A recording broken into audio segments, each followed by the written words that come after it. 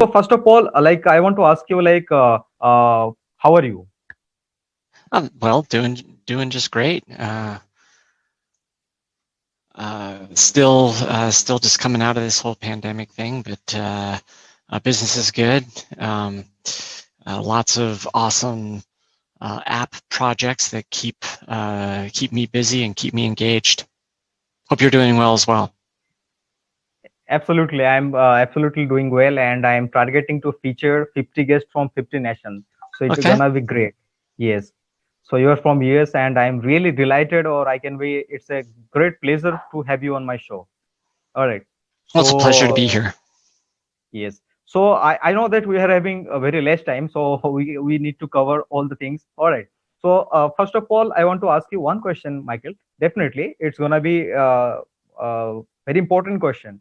So Okay. I see that very lots of students, those who are in school and colleges, they want to start their business, right? So they're having the problem. Their lack of confidence. They do not have idea how to start business, or they are lacking something. So might be capital, might be their co-founder, so might be anything. So how they can start their business as per your point of view? Well, I'm glad you asked me this question. I didn't know this is what I was going to be asked today, but I have spent a bit of time considering these very things for a training program I'm working on. But there's a lot of things that go into building an app, to building an idea, to becoming an entrepreneur. And I see, and we can dig into each of these, but I'll just list them out quickly. I see several ingredients that are necessary. One, you need to trust yourself. You have to trust yourself and know that your idea is good enough to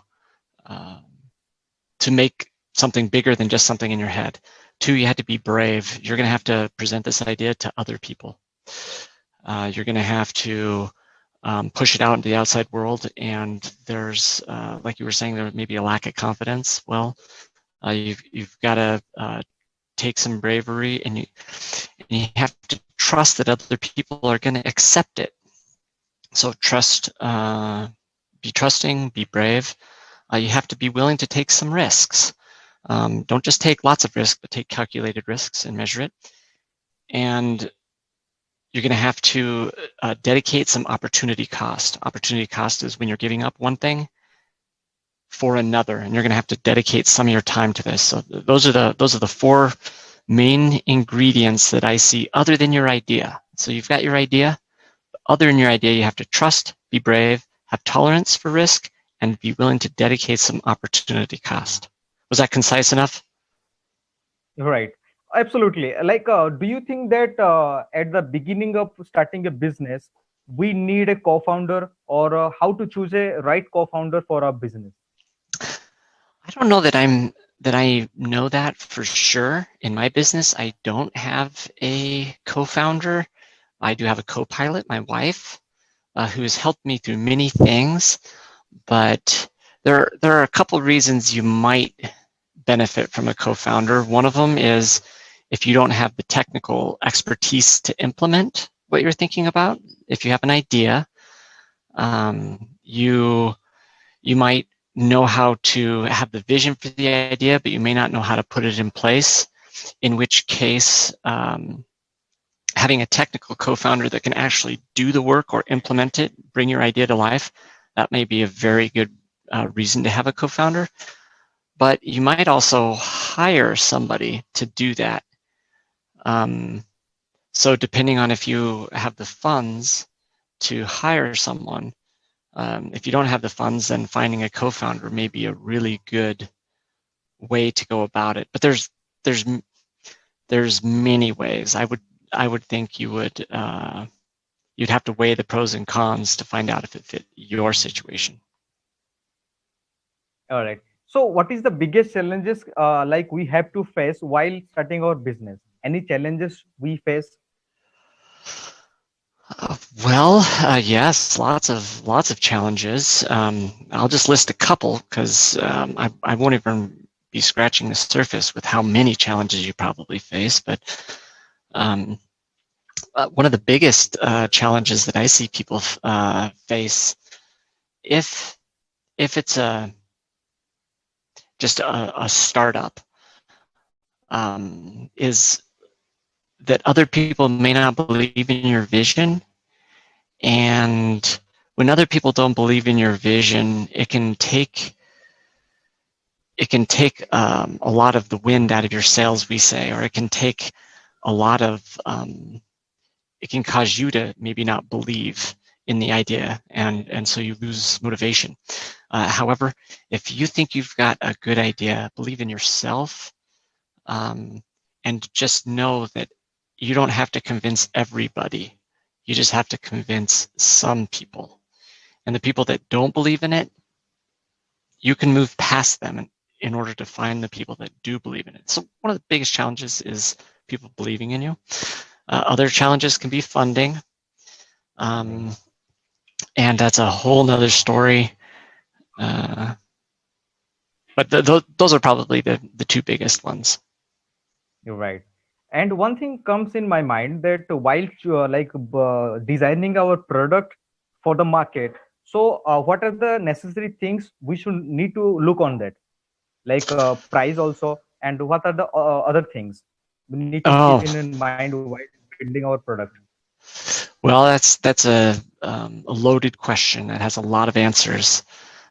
We actually are right now building a training course that help people look at a lot of the different aspects. And I'll just give you a couple of the high points. When you're, did you say, what about setting pricing? Is that? Yes, So, pricing.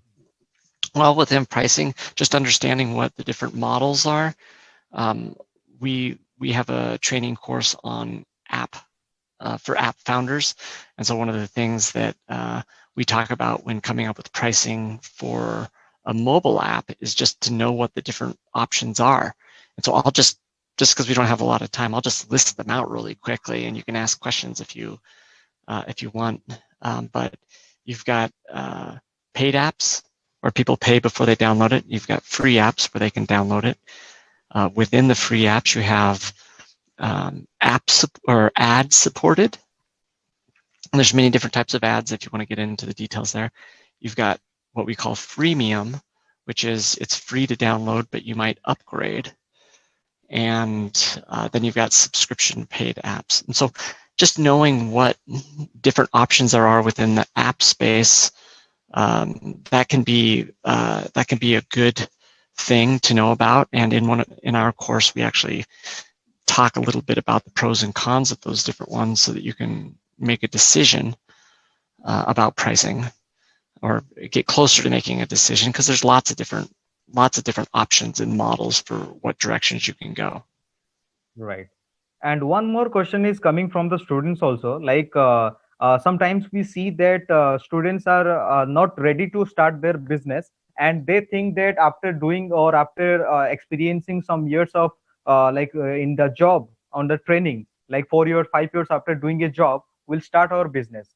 So at the moment of completing their study, they do not feel that we are ready to start their business. So do you think that before starting business, it is mandatory or it is compulsory to have experience in this particular field? I don't believe it's important to. It's not mandatory, no. If you have an idea and you believe in it, go for it. Just jump in and start trying. Of course, you might have to have income at the same time, and so pursue things with a side hustle. But I don't think there is any one path out there that is mandatory, ever. If you believe in yourself, other people will believe in you as well. Right. All right. So last question for you. All right. Like, Okay. yes. What's your thought process regarding about India? What do you think about India? What do I think about India? Well, we have an office in Jaipur, India, and I have a very close relationship with 3 people I've been working with there. Actually, more than 10 people over the years, and I like it. There are certain things I really like. I love the caring people. I love the way that